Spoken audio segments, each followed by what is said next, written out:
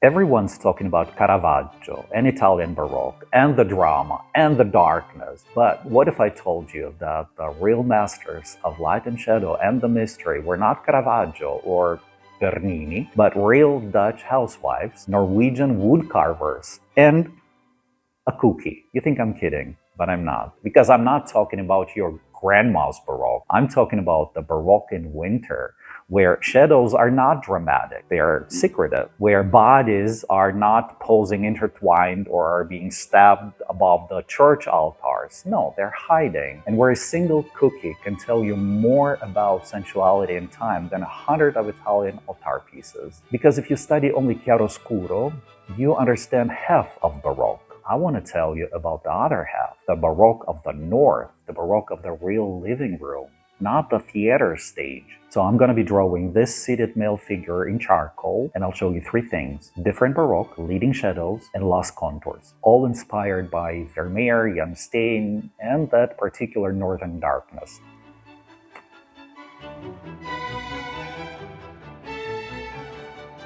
So, quick idea before we start. Caravaggio and the Italians, they give us theater, spotlights, altars, and miracles happening in the dark. But the Dutch, they gave us winter, real rooms, real windows, real people doing slightly questionable things around Christmas. This is Jan Steen's Feast of St. Nicholas, maybe the most Christmas Dutch painting ever. And look at the light. It's not a spotlight from heaven. It's a believable indoor light. Okay, let's talk about shadows, but not the dramatic ones, not the shadows of Caravaggio. Oh my God, someone just got stabbed in the church. No, but the ones that sneak in like a cold draft and settle on your shoulder while you're eating a cookie by the window. The shadows that hide secrets instead of corpses. And this is Dutch Baroque. It's not a spotlight, it's a winter sunlight. It's not a stage, it's a home. So look at this pose. It's not Italian, it's not a god or saint throwing their bodies into some drama. It's a real person, crouched like they're tying a shoe or hiding something. This twist, this is tension. The bowed head, that's Dutch modesty. And the hand on the ankle, that's sensuality without screaming about it like Italians would do. Yeah, and you can try it. It's very uncomfortable. It's Northern European uncomfortable. Dutch Baroque is not about being comfortable. It's about truth, even if it's a little awkward. For this drawing, I wanted this winter cold light without any Italian drama, without any twist or flying drapery, just, more static, more reserved. And this pose is so very Dutch because there is movement, there is some drama, but the figure is sitting down and behaving. So now what am I doing here? First,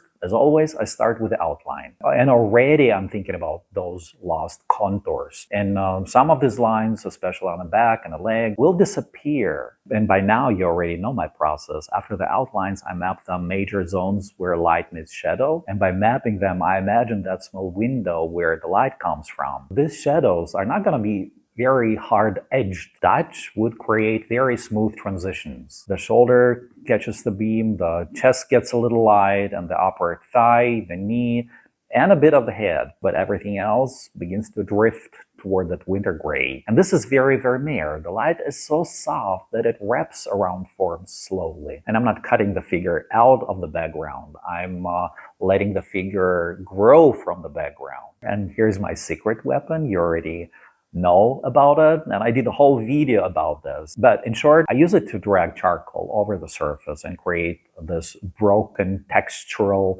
structure underneath everything. Some of this structure I will lose, but I'm not worried about this right now because I need something to start working with. Now when I'm done with this first stage of drawing the figure, I need to touch the background for the first time. I darken it first, but not too much, and I leave this beam of light coming from my imaginary window. Even now, by looking at this figure, you already know that this figure is not sitting on a stage. It's sitting somewhere close to a window. And at that moment, I could have stopped drawing and I could have left this drawing the way it is, and it would have been my conceptual art. And conceptual art is something like cat in the boots, and you see only the boots. Where is the cat? It's inside the boots.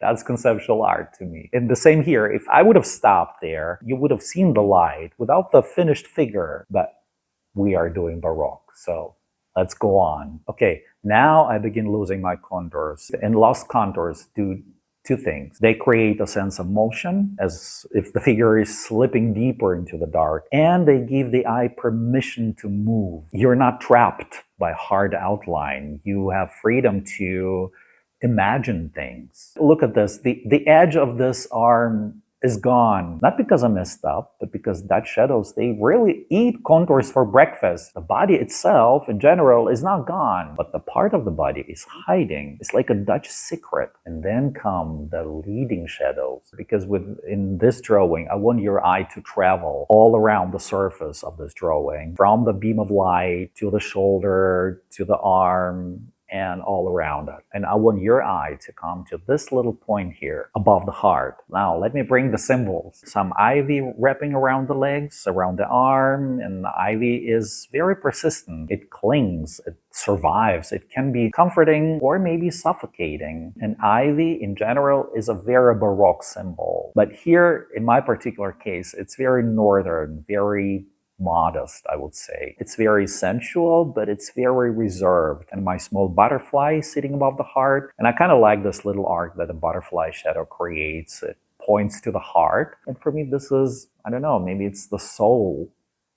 For sure, it's the soul of the drawing. It's in the light. It's right there in the middle, in the center, but it's kind of hidden too. And it's very brave because it sits right there, but it's also very fragile and temporary, if you think about it. What a Dutch painter would want to say with a butterfly in a painting, that this too shall pass. This winter season will pass and the summer will come. In the middle of this winter darkness, there's this brave little butterfly. So, and to finish the drawing, I add some floral patterns. This is Norwegian Baroque, if you didn't know it. Yes, it existed, and Norway had its own Baroque, well, much later, and more about nature, floral ornaments, not Italian twisted bodies, but it existed. And I hide some little fragments of that Norwegian Baroque here in the background. They're like echoes of a different north. And because this is my Christmas edition, I added some cookies. Now, these cookies, they're called speculas, and they might look like a mistake. It looks kind of random, right? But they're not. They're Dutch traditional